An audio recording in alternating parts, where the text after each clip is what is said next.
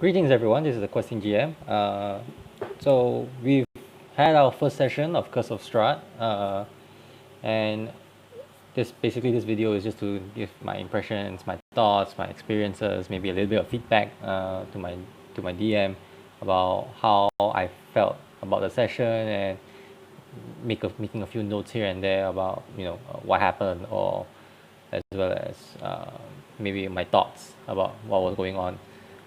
So as mentioned in my previous video, we had our first session, and we're having a party of 6. That will be including 4 of our regulars, including myself, and we have 2 new players, which I sort of asked if the group was okay to invite over, and the DMs in the group will say they were fine with that, and maybe maybe we needed in hindsight, we really needed the numbers to really get through our first session. Otherwise, probably the whole entire party would have been wiped out in the first session of Curse of Strahd. So what we have in total, the six characters are Whistle, who is a Kenku rogue, Soren, which is a Triton paladin, Castile, which is a tiefling celestial warlock, the Tarochi, which is a half drow elf wild mage sorcerer, Velmont, which is myself, played by myself as a wood elf ranger, and then we have Nog, who is a goblin fighter. So already in the outset, this is definitely definitely not the conventional D&D party that I guess my group is getting ready to experiment with, and they want to try really something really wacky and out of the box than you would expect. And so basically we didn't, because especially new players on board, we try to make things a little less awkward, because the DM suggested, like, how should we get the party to know each other, and we just decided that we should just be all part of the same guild, and we're gonna assume that each of us have working experience with each other for a while, so we don't have to let introductions get in the way, other than the basics of who we are and what we are, and we'll justify any strange character quirks or behaviors later on, as that's how he is. Our story begins in the Forgotten Realms. We were based in the city of Luskan for an adventuring guild, and we were sent to find a missing caravan along the high road, which is along the south coast. And as luck would have it, during camping on one night there, the mist envelopes us, and the next thing we know, that we find ourselves in an alien place that we don't seem to recognize. And even though I was the ranger who had to take the blame for leading the party astray, that we are definitely not in the location where we're expecting to be, and we can't seem to be able to escape from it, because no matter wherever we go, as long as we go through the mist, we will find ourselves choking. So we decided that we should just leave, just try to detour around the mist and find a way out, and hopefully try to find our way back. But eventually the mist, just sort of tunnels us through into a village that we recognize as Barovia. Despite we already know the meta game that we're going to end up in Barovia, but we just had to play along a little bit to find out that, or to think that, maybe we're still in the Forgotten Realms, but it's this strange village that we've never heard of called Barovia. So maybe we could find someone in the small village to talk to, and maybe find our way back. But apparently, from what we know, from what the DM told us, that was the town is pretty much abandoned. There are ruined buildings, and the taverns and shops seems to be all tightly closed. So there was no one to talk to, except for 2 children who've been standing in the middle of the street, and and they've been cautiously telling us that there's a monster in their house, and that we were looking for their parents, and they would say that the parents have been somewhere in the basement. No, parents are not in the basement, but the monsters are in the basement. So naturally, our paranoia, the party's paranoia kicks in, and we try not to. Party members were trying to keep a distance from the children, not asking any questions. Some were concerned about the children's well-being, but the party was it was very flip-floppy in terms of direction of wanting to go to the house, thinking that it's going to be a trap, and also on the other side is some of us wants to help the children. So I guess eventually, we got. I mean, since there was pretty much no other option to go except for the house. I mean, like if we wanted to leave, we had to go through the mist, and therefore the mist was not going to let us leave alive. So we decided to go into the house, and for me at least, I felt that when entering the house, especially with the mindset that this could have been trapped, especially when after the children spoke to us and they got us to the front door, the children disappeared. So for some of us, we took that as a spooky thing, but for some of us, that just really rang our alarm bells. So some of us, when we started exploring the house, most of us were entering with our guard up, except that none of us, but our guard up, but we were not exactly having weapons drawn yet.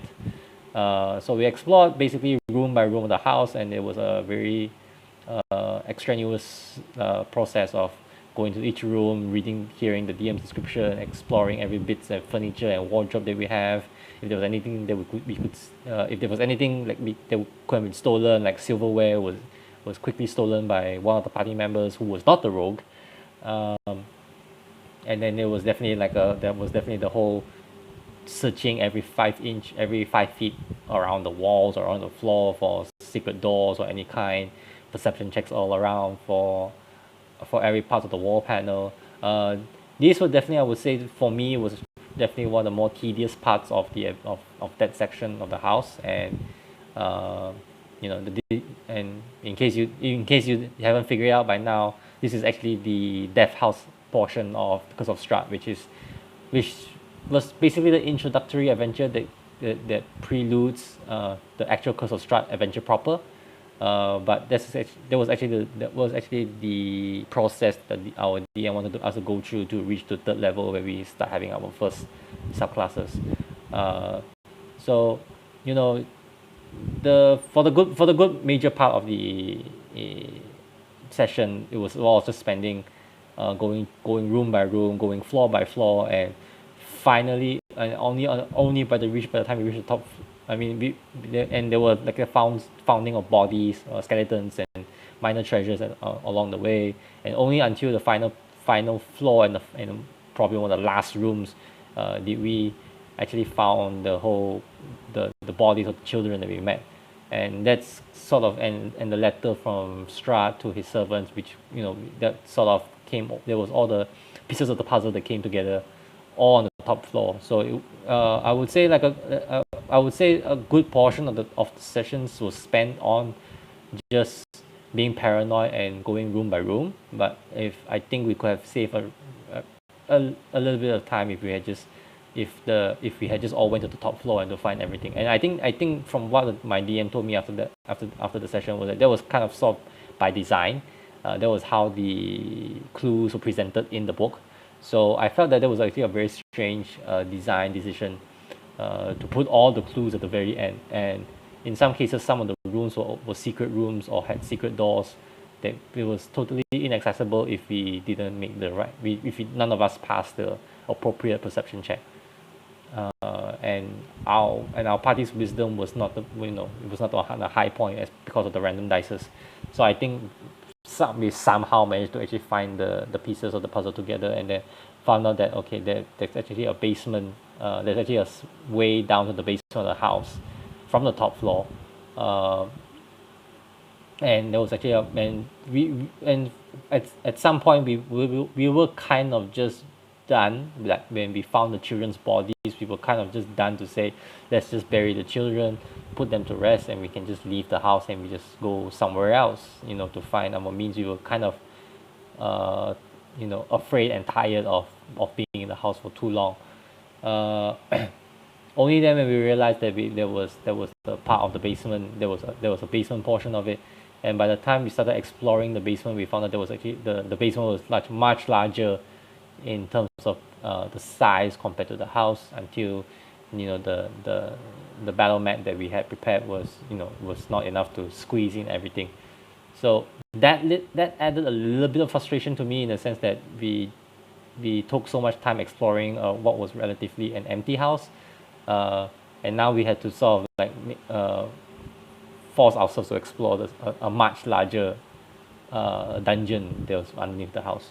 But eventually we managed to find the family crypts. We buried the children.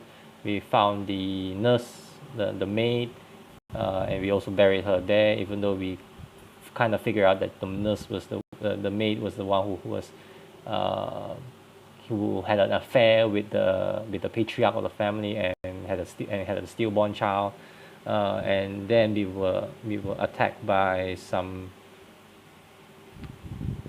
ghouls, and then we were attacked by some shadows, and the shadows actually nearly killed us all. Then we eventually reached a few areas that were like, when we saw like signs of shackles everywhere, dead bodies and cells, and then we finally come to a point where we actually found the ritual chamber, where there was a shambling mound in a sunken room with a small little dais and an altar there. And when we figured it out that there was actually a shambling mound that was resting in the ritual room, we figured that none of us are not, at the current party level, none of us were able to take care of it. So we sort of back trace our steps a little bit, and then we started exploring different parts of the basement, and then we eventually came up upon a few more ghouls, or a couple more ghouls. We slaughtered them, and I think then only found out that the ghouls were actually the parents, and we put them to rest. And then and the story could have pretty much ended there, but then we figured, why not, let's just get rid of the shambling mound, since we had we had the element of surprise, so to speak, because we could dictate when we wanted to attack the shambling mound. And so we sort of like activated it by pushing, by standing upon the altar, and then one of us eventually ran off from the altar, and thus the shambling mound was activated. And the combat that we had with the shambling mound at level 1 was really drawn, as level 2, sorry, as level 2's, was really drawn out, because it was a really tough fight. And our rogue was rolling very badly. She practically missed a lot of attacks, and being at level 2, there was not, I mean, it was a miss and there was no damage being done. And for most of the fights that we had in the first session, we were all pretty much at a disadvantage, because none of us had magical weapons, so resistance was a very common thing. The shambling mound took a real good portion, a few good chunk of the time. I think at least a couple of hours, just for the whole entire party to bring it down. And the good thing with that fight was that it revealed all the party weaknesses in terms of our combat capabilities. None of us was capable tankers. We only had one paladin who had a high enough AC to go toe to toe with the shambling mound. But every time he got hit by the shambling mound, he was easily brought down by the amount of damage that the shambling mound dealt. And then plus on the fact with the grappling and the restraint and the suffocation, and the paladin was down numerous times, and we had depend on our celestial warlock to bring him back up every time. But even that had reached its limit, especially when a few of us were knocked down by the shambling mound also, and including the warlock, the celestial warlock himself, who was knocked down. So it really showed that our party was really lacking on capable tankers, and I think it's going to be a problem for our party moving forward, because based on our stats, none of us are built to be a class that's capable of tanking heavy hits, damaging hits. And especially since our DM like to use a fixed number damage, and since we had to roll for hit points, we were easily in the range of one hit being brought down within one hit, or at least two hits, even at level 2. So we managed to bring down the shambling mound after barely surviving and managing to bring it down, and we sort of we just sort of just left the house. We didn't leave the house. We just went back to the house area, and that's where we ended the session, after we saw what we presumed to be Strahd, because we saw a figure of Strahd, and we saw someone who looked exactly like the figure outside the house, and who just sort of like watching the house, and they just flew away as a bat. And that's where the session pretty much ended. So as far as first sessions go, I think it's a very good start for the party, because especially with two new players into the game, into the group, we sort of managed to feel each other out, and both both the new players and our regulars had good time with each other, and we are definitely have agreed to continue playing as our characters, and continue playing, staying in the group, and to continue the rest of the Curse of Strahd. So I would definitely take that as a win, because especially when you're playing with new people, it's very difficult to know how well the group is gonna blend. And we interacted, even though as different players, but we definitely we had moments of interaction. I felt that was good. We managed to sort of get used to each other, and I think it's only gonna get better as we play a few more sessions early on, in the future. And we haven't decided our next session yet, because the coming month is going to be the Hari Raya season period. So we are expecting a pretty extended break until our next session, for at least a good maybe a month, a few weeks to maybe even a month even. And we'll see. I mean, I think some of we started talking about how we need to change our party tactics a little bit based on this first session, and I think that's a good thing, because at least the players are, at least as players, we are, as a group, we are definitely communicating and starting to teach other how to teach each other how to grow. And it will be interesting to see, where the next session is going to take us, because we are technically still stuck in the village, and we are not really sure where to go, where we can go without the fogs choking us to death. So it'll be interesting to see where, on the in-game level, it'll be interesting to see where we will go from there. So yeah, I think that's all it's going to say for about our first session of Curse of Strahd. I'm definitely looking forward to the next session, maybe after making a few changes to my own character as well.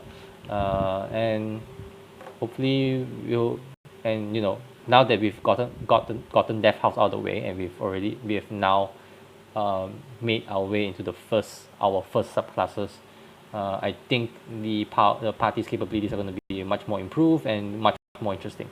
So this is the Question GM signing out for now, and I'll see you in the next session. Okay, bye.